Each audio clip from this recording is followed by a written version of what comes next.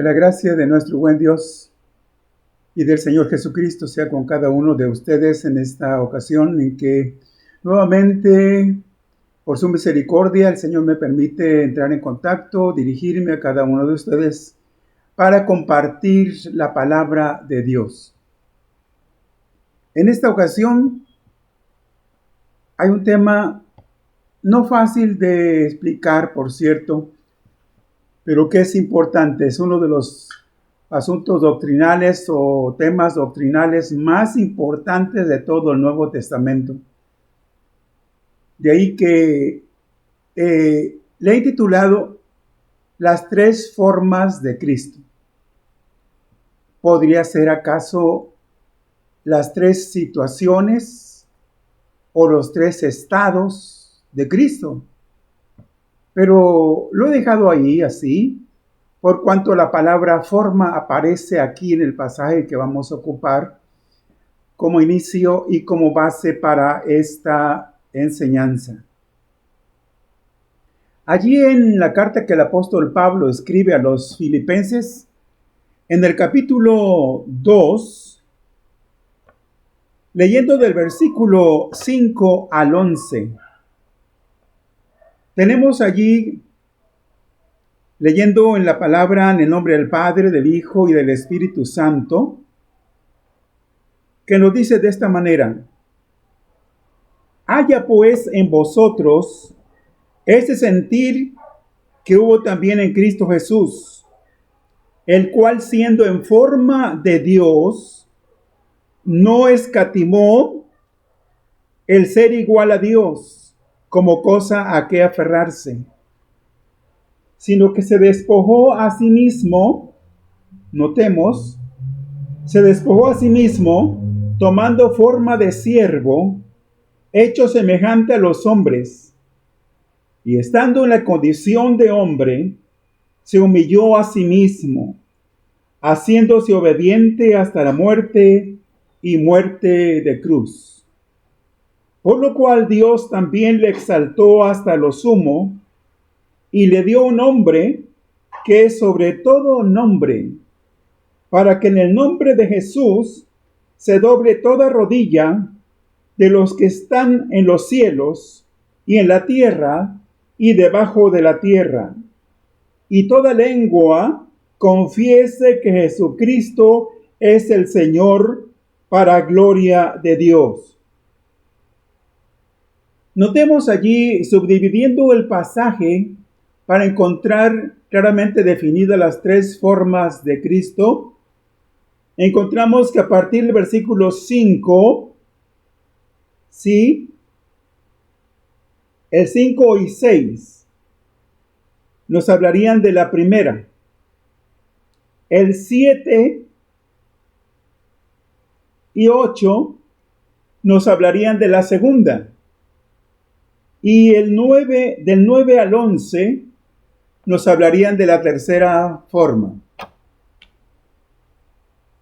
Como es necesario ya debido a la dificultad interpretativa de este pasaje, he querido bosquejar el pasaje mismo en algunos puntos sobresalientes para que de una vez vaya quedando un poquito más claro.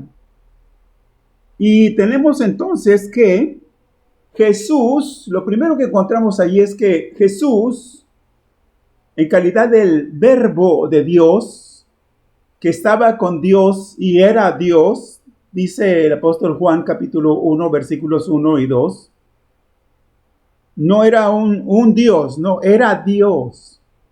Así está escrito. Jesús ya existía en forma de Dios. Y bueno, en esa condición, en ese estado eterno, glorioso y maravilloso, se nos dice que no consideró ser igual a Dios. Y alguien diría, bueno, se habrá revelado. No en ninguna manera, porque conocedor como lo era y como lo es de la voluntad especial de Dios para sí mismo y para la humanidad, él ya estaba más que enterado que iba a venir a esta tierra, ¿sí?, a buscar a los pecadores. Así que no consideró ser igual a Dios, no por independizarse simple y sencillamente, no, sino porque de esa manera él empezaría a dar el primer paso, o dio el primer paso para la redención. Y todavía el pasaje dice que no se aferró a ello, sino que se vació a sí mismo. Ya vamos a estar viendo que no se vació, no se despojó de su naturaleza divina, en lo absoluto. No. Tomó, dice enseguida el pasaje, que tomó la forma de siervo, que es lo mismo, es un sinónimo de la palabra esclavo. Bien, vino a ser semejante o a semejanza de hombres. Se igualó a nosotros.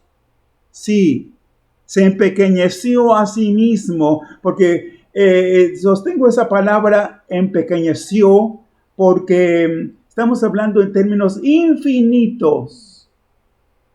Infinitos. En nada podemos ni debemos subestimar a Dios y al Señor Jesucristo en cuanto a que nada más haya salido de un determinado lugar y ya se colocó fuera, se casó bajo un escalón, físicamente hablando, y hasta ahí las cosas. No, Él descendió infinitamente, sí, para hacerse semejante a los hombres. Se empequeñeció a sí mismo, se hizo obediente y, por cierto, hasta la muerte y muerte de cruz.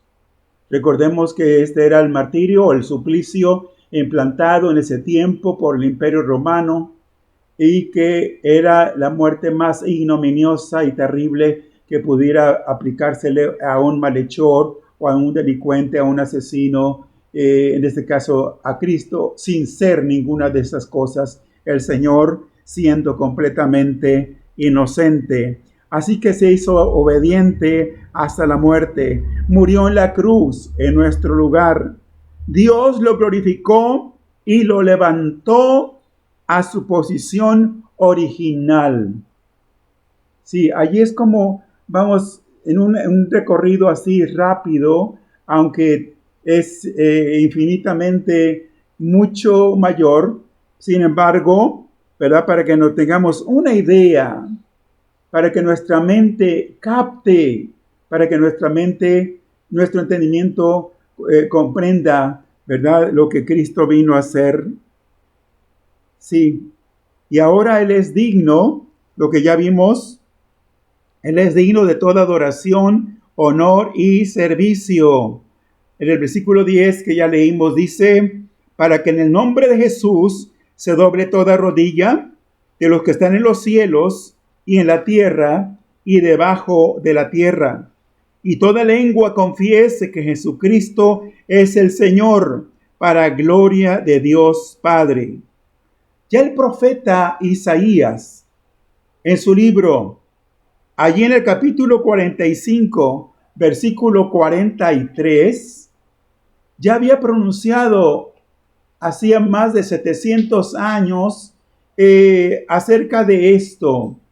Sí, que Él debía ser o iba a ser adorado. Esto está pendiente todavía porque va a abarcar, va a incluir a todo el universo, exceptuando a Dios mismo, ¿verdad? Y al Espíritu Santo, ¿sí? En una exclamación de gozo, de adoración y de honor y servicio al Hijo de Dios. Bien. Así que hacemos la traslación de la forma de Dios, o siendo Dios mismo, a la forma de esclavo, de un siervo. Cristo ya existía en forma de Dios desde la eternidad. Releyendo, porque es mi propósito que quede bien asentado, ¿verdad?, lo que dice la palabra de Dios, el cual siendo en forma de Dios, no escatimó el ser igual a Dios como cosa a que aferrarse, Él se aferró de su forma, no de su naturaleza. No de su naturaleza. Bien, entonces aquí tenemos, luego de su encarnación, tomó la forma de siervo. Eso nos dice el versículo 7. Sino que se despojó a sí mismo, tomando forma de siervo, hecho semejante a los hombres. Eso es lo que dice aquí, se despojó a sí mismo. La expresión forma de Dios, también para que quede bien asentado esta declaración, esta frase, forma de Dios, hace referencia a la naturaleza y el carácter esencial de Dios. Sí, siendo Él Dios mismo. Sí, Él era las mismas cosas que Dios es. Él ya existía desde antes de la fundación del mundo.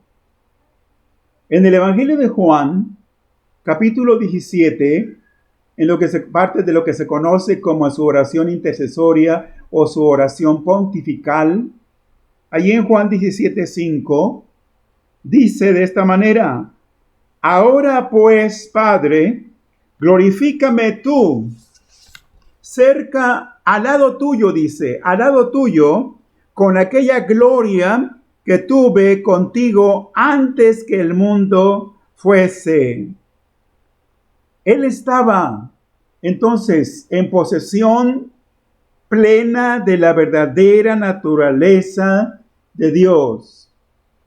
Sí, esto es importante que deba ser entendido y comprendido claramente así, porque así es como se nos está declarando en la palabra del Señor, aunque el pasaje mismo, por supuesto, no carece de profundidad. Es un pasaje profundo y en mucho todavía lleno de misterio, pero la revelación que tenemos es suficiente para explicarnos lo que realmente sucedió. Colosenses 2:9, para repetir todavía lo que hemos mencionado, que todo lo que hay en Dios lo hay en Cristo.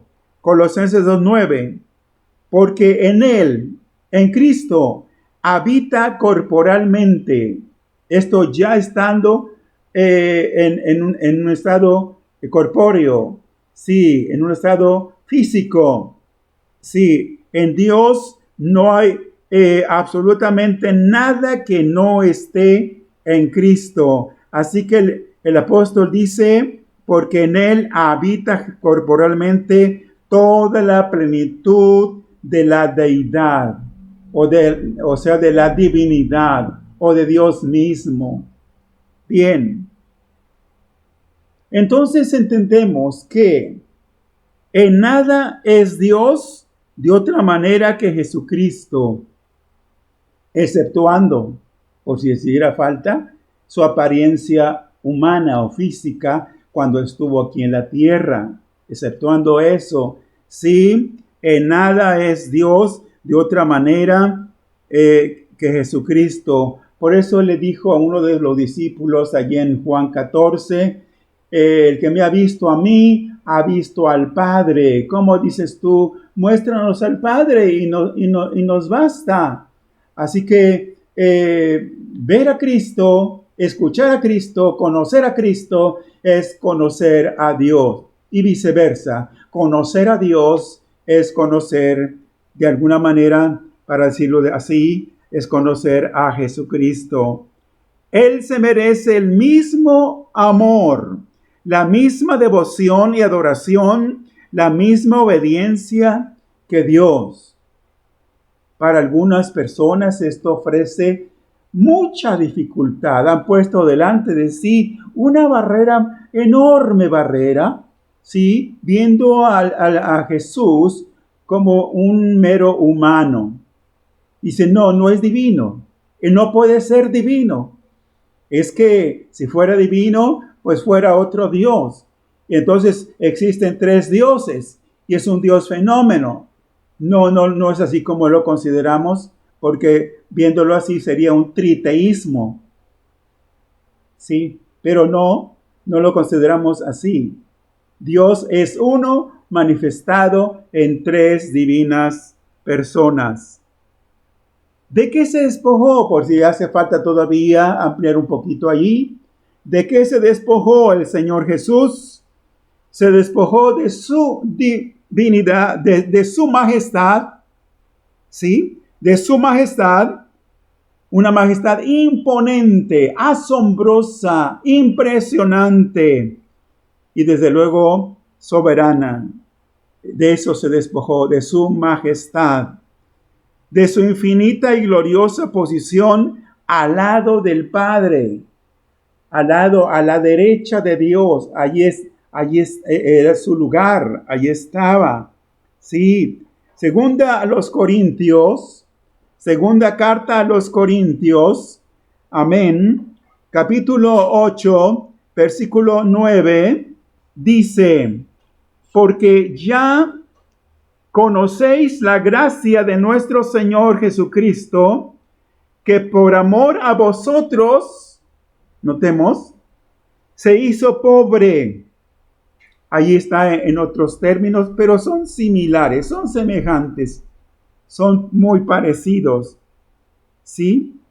Jesucristo que por amor a vosotros se hizo pobre, siendo rico, para que vosotros con su pobreza fueseis enriquecidos.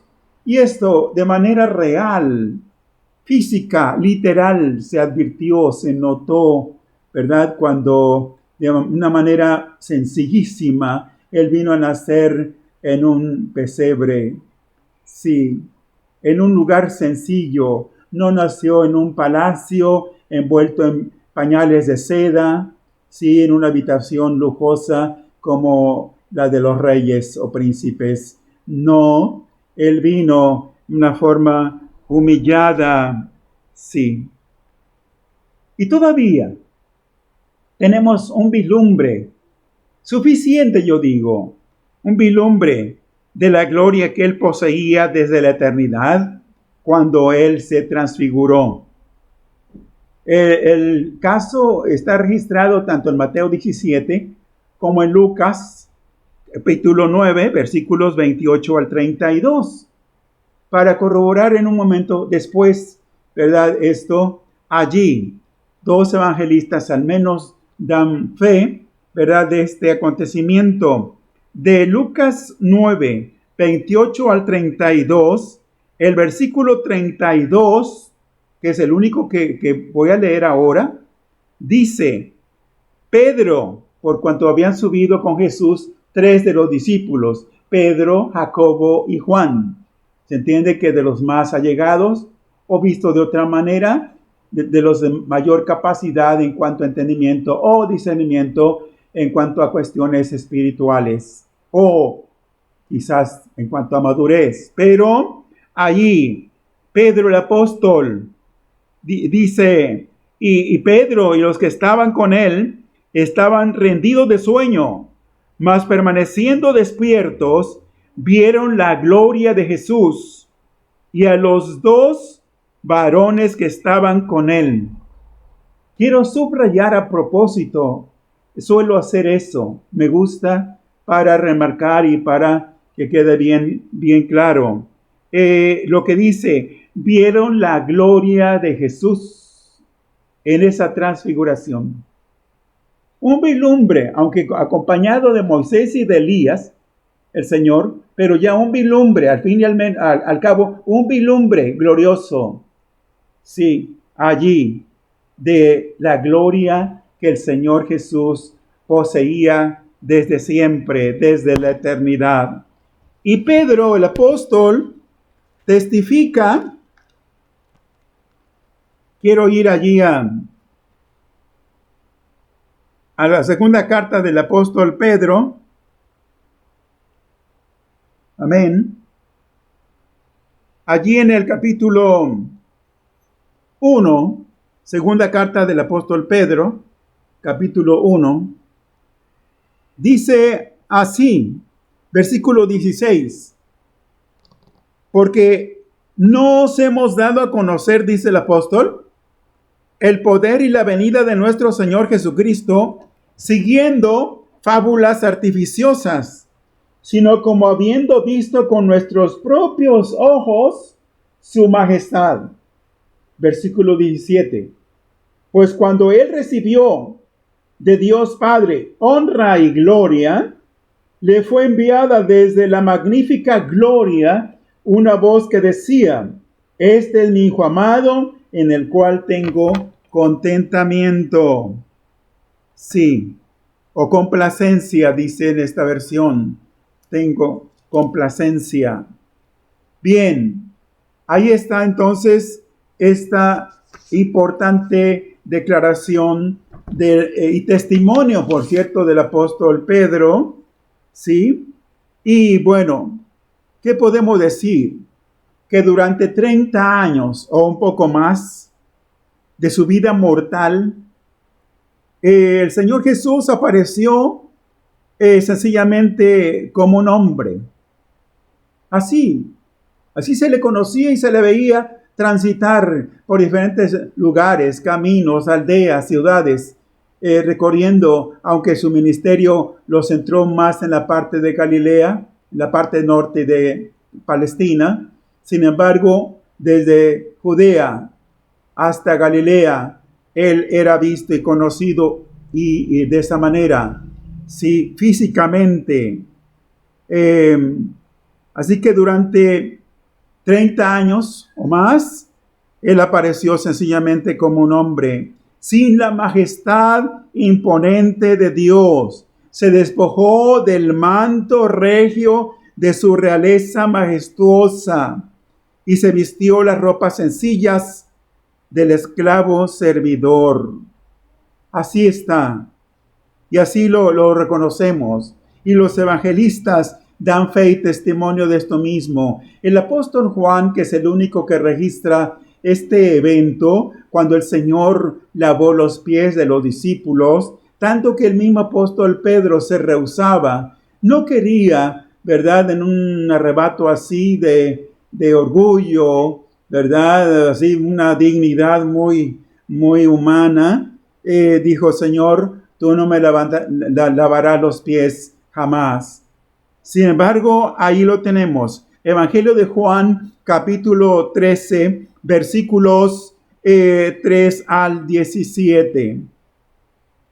Sí, lo vemos así, lavando los pies de los discípulos. Y tomó un lebrillo, se ciñó una toalla, ¿verdad? Y se arrodilló. Eso, literalmente, se humilló para lavar los pies de los discípulos, ahí en calidad de servidor. Él tomó esta forma por amor a nosotros. Se humilló a sí mismo, se despojó a sí mismo. Sí, Él tomó esta forma para destruir por medio de su muerte el poder del diablo.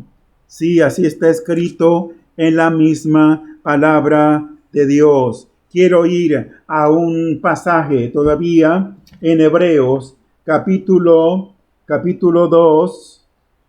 Sí, capítulo 2, por ahí del versículo 14. Porque es importante lo que tenemos aquí todavía, sí, acerca de la obra que Cristo vino a realizar y a llevar a cabo en esta tierra. Dice Hebreos 2:14, así que por cuanto los hijos participaron de carne y sangre, él también participó de lo mismo. Notemos, carne y sangre. Él participó de un cuerpo físico humano para destruir. Era esa la forma, esa era el procedimiento, el mecanismo, el método de Dios para destruir por medio de la muerte en la cruz, al que tenía el imperio de la muerte, esto es, al diablo, y librar a todos los que por el temor de la muerte estaban durante toda la vida sujetos a servidumbre, a una especie de servidumbre, quiere decir o denota esclavitud. Sí, bien. Entonces, Cristo llegó a ser hombre verdadero.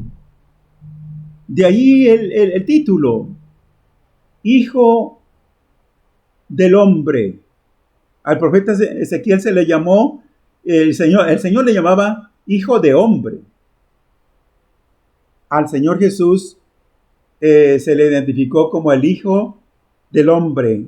Y el mismo Señor Jesús se auto llamó o nombró así o se identificó de esa manera. Externamente él era como los demás hombres. Físicamente, sí, él era igual. Pero su naturaleza interior, hay que decirlo, era diferente. Él no llevaba pecado como los demás hombres.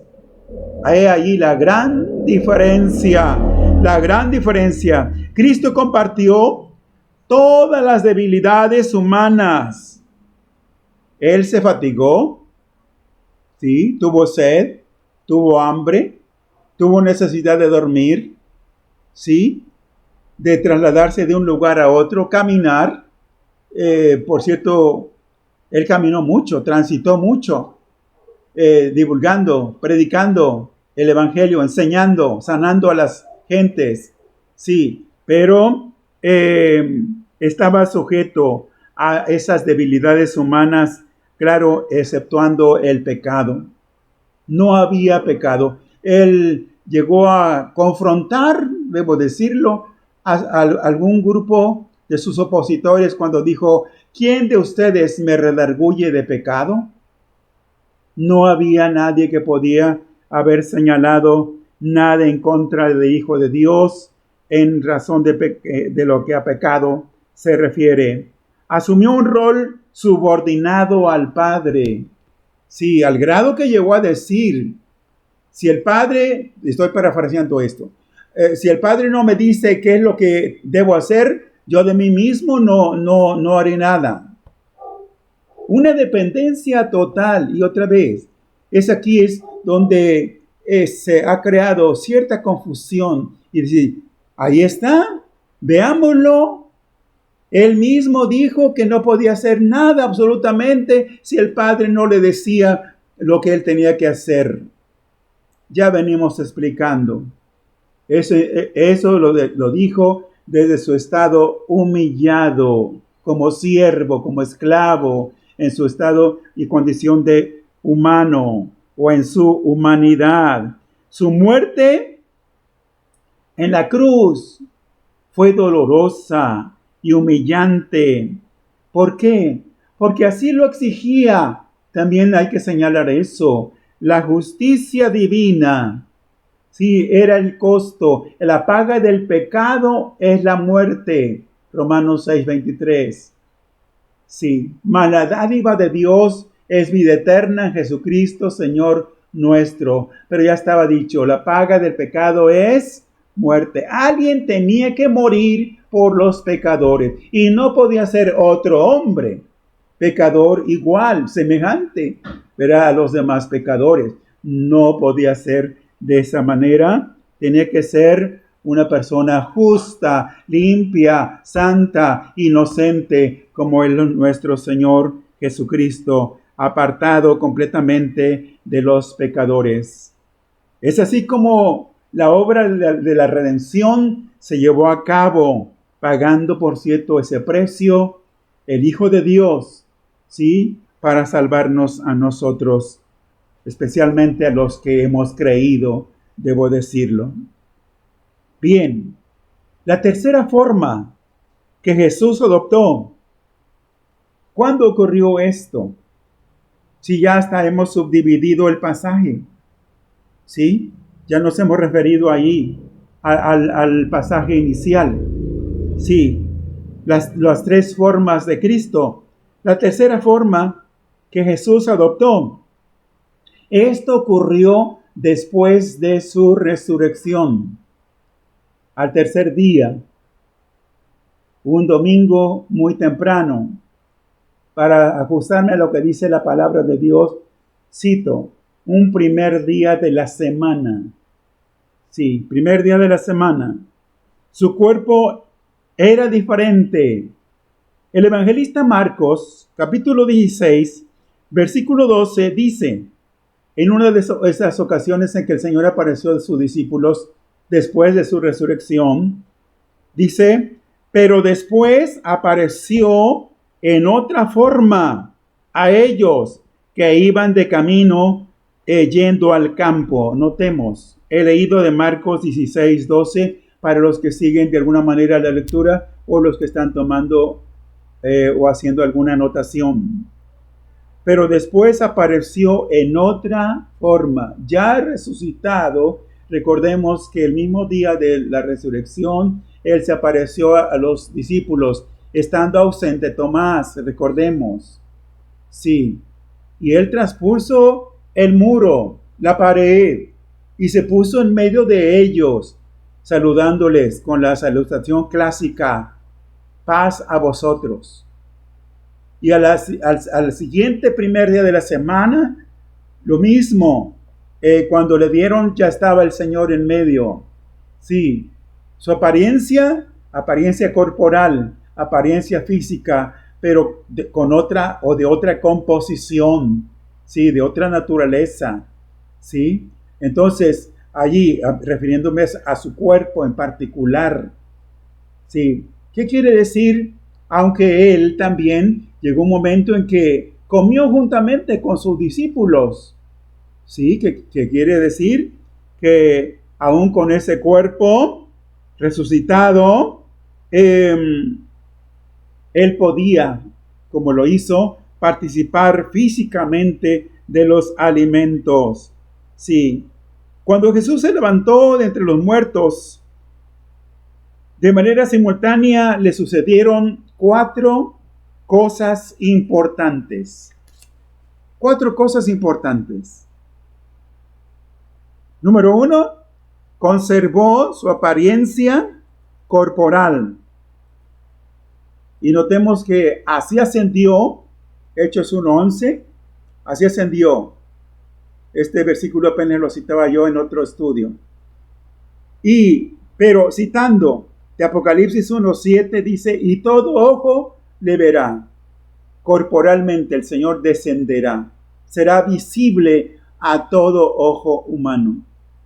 Sí, será visible la segunda venida de Cristo. Así que, y así está, a la diestra del Padre, corporalmente. Luego entonces, esa es su otra forma, fue transfigurado, pasó a ser espíritu vivificante. Todavía un versículo más, antes de concluir. Primera carta a los Corintios, capítulo 15, versículo 45. Notemos que dice esta escritura, así también está escrito, fue hecho el primer hombre, Adán, alma viviente. Hay un contraste muy grande entre Adán y Cristo, pero Pablo hace ese contraste. ¿Sí? Fue hecho el primer hombre, Adán, alma viviente. ¿Pero qué dice acerca de Cristo? Dice el postrer, o el segundo, Adán, espíritu vivificante. Sí. Así que Él fue glorificado en ese estado, en esa forma. Él fue glorificado. La persona y la esencia de Jesús no cambiaron con la resurrección, sino solamente su forma. ¿Sí? Así que con la ayuda de Dios estamos viendo, ¿verdad? Las 3 formas o las 3 condiciones o los 3 estados de Cristo. Sí, pero como decía ustedes, preferí dejarle así, las 3 formas de Cristo. En conclusión, la exaltación del Señor Jesús fue tan excelsa como lo fue su humillante muerte. Ya leímos allí en Filipenses 2. Fue exaltado, ahí es lo que dice el versículo 9, hasta el mismo punto de partida. Es decir, salió de con el Padre, tomó forma de siervo o de esclavo, llevó a cabo toda la obra que le había sido encomendada por el Padre y que había él tomado por sí mismo, por amor a nosotros, y hacia allá regresó, hacia ese mismo sitio, a esa misma gloria del Padre. Su nombre, que es sobre todo nombre, es el nombre de Jesús. Recordemos que en la Anunciación es el nombre que le fue asignado, por así decirlo, y se llamará su nombre Jesús, porque el nombre de Jesús está estrechamente relacionado, es más, su significado principal es en cuanto a salvación, Salvador. Sí, Él es el Salvador de los pecadores. Toda rodilla se ha de doblar delante de Él. Esto todavía no ocurre. Esto todavía no se cumple. Y todavía lo que dice el versículo 11 de Filipenses 2. Y toda lengua ha de confesar que Jesucristo es el Señor para gloria de Dios Padre. Esta sumisión y entrega y reconocimiento universales tienen un alcance escatológico. Todavía falta que se cumpla, pero se va a cumplir. Mientras tanto, en tanto nosotros los creyentes cumplimos, tratamos de cumplir, debamos cumplir con este encargo, con este reconocimiento sublime. ¿Cuál es ese? De tributarle al Señor Jesús toda adoración como el Hijo de Dios y tributarle y reconocerle en todo el honor, la potencia, la gloria y la honra, ¿sí? Y esto debemos estarlo haciendo no solo mientras estemos aquí en esta tierra, sino por toda la eternidad. Espero con la ayuda de Dios haberme explicado y que el Espíritu Santo amplíe y profundice en los corazones de ustedes, en sus mentes, todo lo que más que yo no pude haber mencionado. Así que deseo, y ese es mi deseo, es mi oración, que el Señor nos siga fortaleciendo y edificando en su palabra, sí, para la gloria de nuestro Dios. Amén y amén.